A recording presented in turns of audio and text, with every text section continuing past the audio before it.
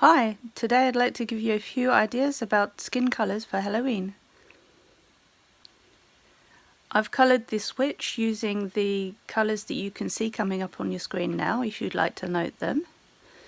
But I mean, these were just 6 colours that I've chosen, but you feel free to make your own combinations. So here I've chosen purple, blue and yellow. We're going to see how that goes. Normally purple and yellow don't go very well together, they're complementary colours, so you can't really blend them very well. But as I've put the blue in the middle, that allows you to blend them, and also it creates quite a striking effect. The way that I chose the colours was to go with the Copic colouring numbers and choose first one that finished with a 6, then finished with a 4, then with a 2, then with a 1. That gives you the colours that go from a darker tone to a lighter tone. But at the same time, I'm choosing colours that are different. So I'm going from a darker tone in purple to a lighter tone in yellow. So you can see here that I'm going in with the darker tones where the shadows would usually be, and the lighter tones where your main colour would usually be. So here I've finished with the colours that I showed you, the 6 main colours that I showed you, and I wasn't quite happy with the overall effect. So I'm going in and with a darker colour and making the shadows even deeper. I'll be going in also with some mid-tone colours and adding even more depth to the face as I go on. When you choose colours like this, it's good to have a basic idea of what you'd like to do, and then colour in with this basic idea, but then fill in a bit later. So the idea is that you'll be picking your main colours, but then making a base with these main colours, but then filling in over the top of that base until you get the effect that you're looking for.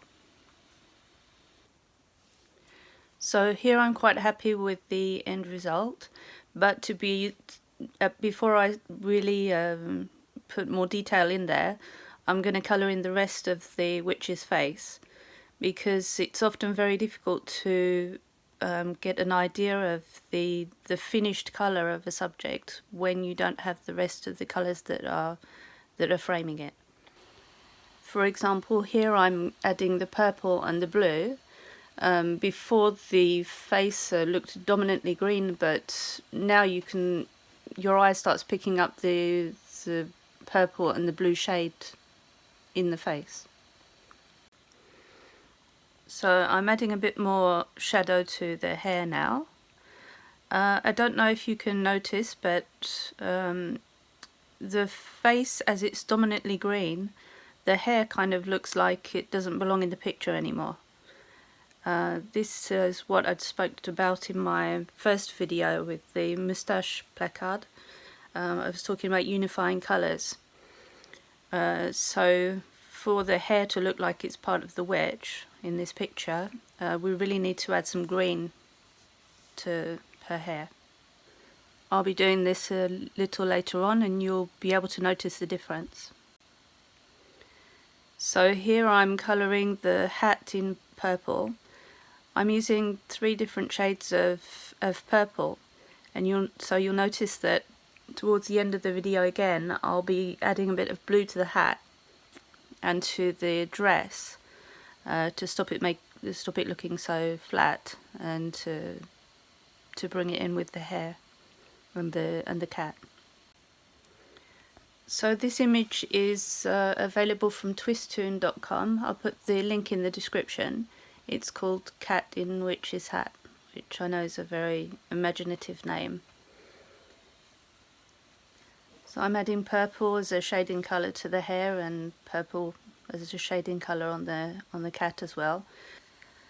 I always use colours for shading. I never use blacks or greys for shading because it makes the image look less colourful.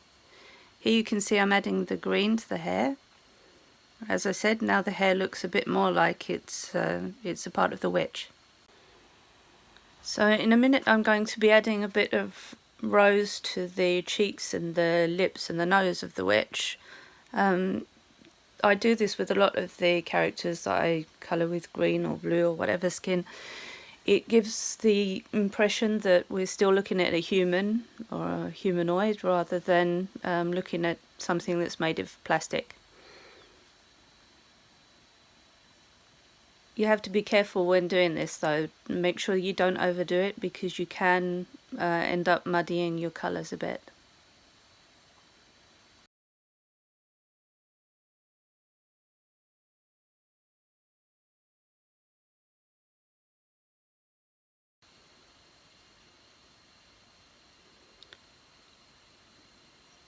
So here I go with the light pink into the lips and into the cheeks. You can see it's very subtle, the effect that it gives.